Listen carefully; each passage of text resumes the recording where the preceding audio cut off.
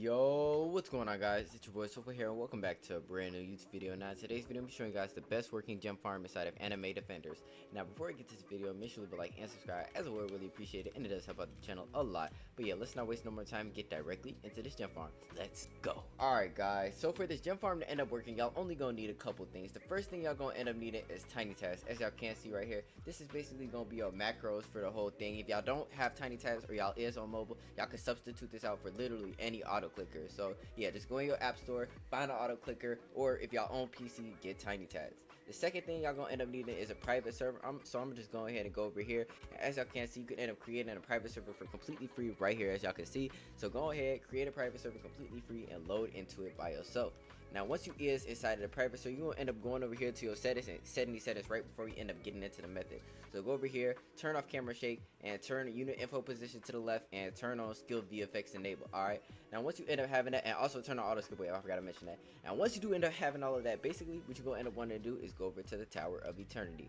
And once you are here, you're going to end up hitting play, and you're going to end up starting the game.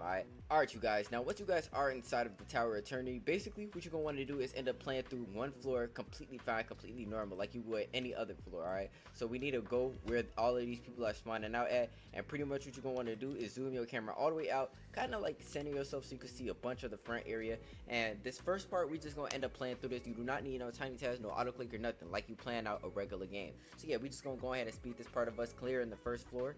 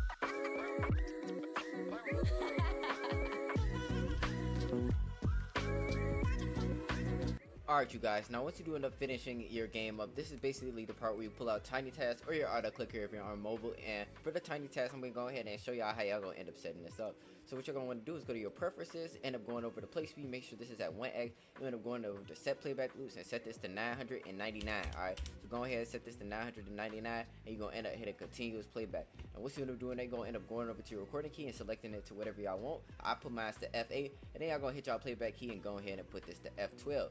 Now once you do end up having all of them settings set up, pretty much what you're going to want to do is hit your recording hotkey, which is F8. Go ahead and you're going to end up hitting play next. Alright, and once you do end up hitting play next, it's basically going to end up instantly starting our game. Alright guys, now once you do end up hitting that play next button, pretty much what you're going to essentially do is kind of make like a V shape with y'all stuff. Alright, so now if you don't know, in the Tower of Eternity, all of the paths are randomized every single time, so you're not going to be able to set your units in like a certain position. But to counter this, what you're going to end up wanting to do is kind of put y'all stuff in like a V, alright? So like it could end up going around the algorithm.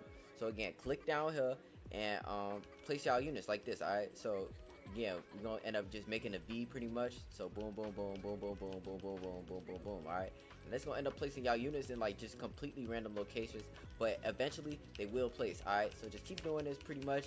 And as y'all can see, I'm pressing the number 3 so I can end up placing my unit wherever, alright? So then once you do end up doing that, you could switch over your unit. For an example, I might go ahead and put down Itadori. So I'm gonna go ahead and put down a couple curse kings.